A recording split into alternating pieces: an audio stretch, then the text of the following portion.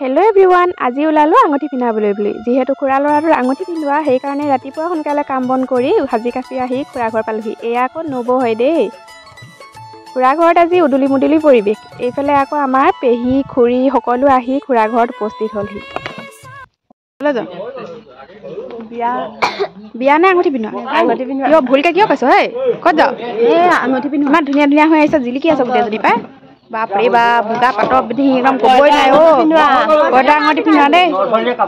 আঙুঠি পিন্ধাবলৈ যাওঁ দেই ৰাইজসকল। কাক হিংসা কৰিছে বুলি কৈছে?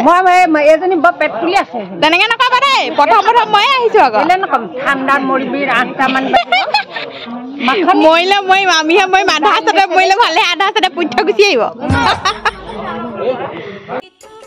খুৰাহঁতৰ চোতাল আজি পুৰা ভৰ্তি, কাৰণ সকলো আহি খুৰাহঁতৰ ঘৰতে গোট খালে। এইফালে আমিও গাড়ীত উঠি কইনা ঘৰলৈ যাবলৈ বুলি সাজু হ'লো।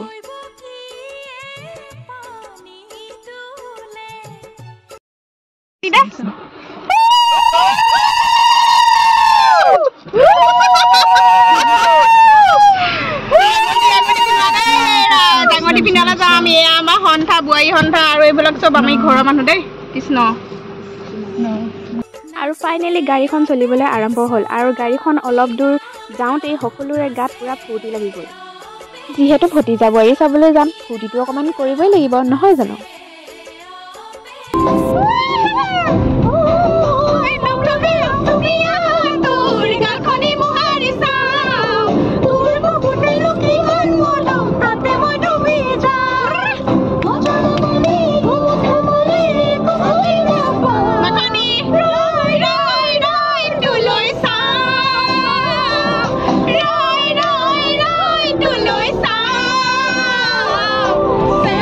এইফালে আকৌ মই গাড়ীৰ ভিতৰতে ৰিলছ এটা বনাই লৈছোঁ। ক'ৰবাত গ'লেতো ৰিলছ এটা বনাবই লাগিব নে কি কয়? খুৰীহঁতে নিজৰ ফূৰ্তি কৰি আছে, তাৰ মাজতে মই ৰিলছ এটা ধুনীয়াকৈ বনাই ল'লোঁ। ৰিলছো বনাই হ'ল, আৰু চাওঁতে চাওঁতে আমি কইনা ঘৰো পাব হ'ল। অৱশেষত যেনিবা কইনা ঘৰ পালোহি, আৰু এয়া কইনা ঘৰৰ ৰভাতলি। বাহিৰত নীতি নিয়ম কৰি চিধাই আহি ভিতৰ পালোহি। ভিতৰত যিহেতু কইনা আঙুঠি পিন্ধাব লাগিব, সেইকাৰণে সকলোকে ভিতৰত বহিবলৈ দিলে। সঁচাকৈ ছোৱালী জীৱনটোত যেন একোৱেই নাই। জন্ম হয় বেলেগত আৰু মৰিবগৈ লাগে বেলেগত। ছোৱালীৰ জীৱনটোৱেই যেন বেলেগৰ কাৰণে। এইফালে মাকে ছোৱালী উলিয়াই আনিছে।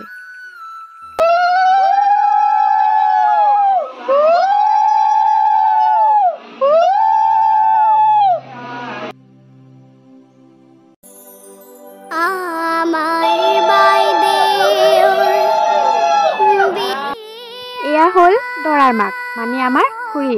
হ'ব লগা বোৱাৰীজনী খুব ধুনীয়াকৈ মূৰ চুৰ আঁচুৰি দিছে, মানে সেইটো নিয়মত পৰে আৰু ন, সেইকাৰণে অলপ মূৰ চুৰ আঁচুৰি কৰি অকণমান নিয়ম কৰিছে। বাকীখিনি বাৰু পাছত সজাব আমাৰ লগত যোৱা বৌহেঁতি।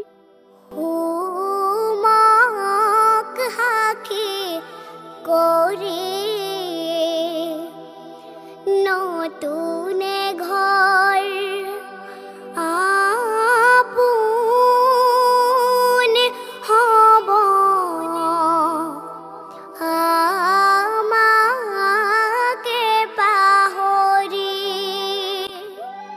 এইফালে আকৌ খুৰীয়ে ফুট দিওঁতে সেন্দুৰ অলপ বেছি কৰি দিলে। পাছত মৰম বোলে বেছিকৈ কৰিব বোৱাৰীজনীয়ে।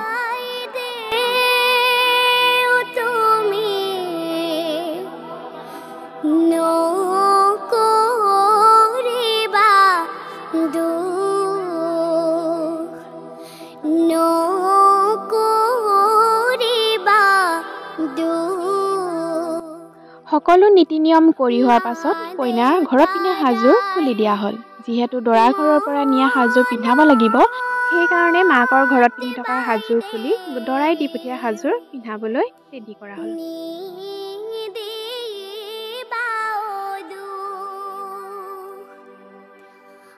আমাৰি ভন্তি বিয়া হব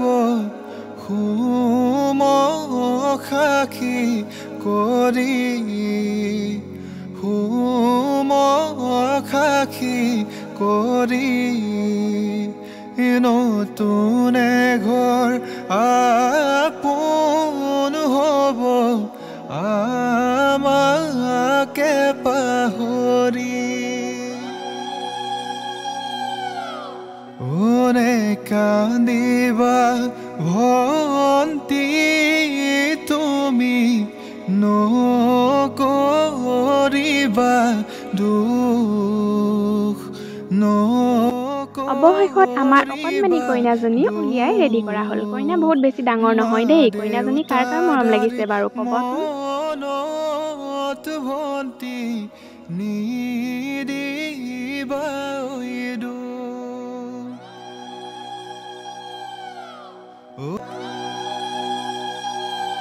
ও পুত্ৰ লাগে পুণ্যৰ বাবে কইনা লাগে দানে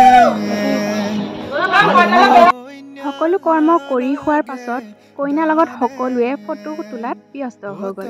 যিহেতু নতুন কইনা সকলোৱে ফটো তুলিবই দিয়কচোন। এইফালে আকৌ কইনাৰ বান্ধৱী হয় দেই। কইনা বান্ধৱীকেইজনী কাৰোবাৰ পচন্দ লাগিছে নেকি? কমেণ্ট কৰি জনাবচোন।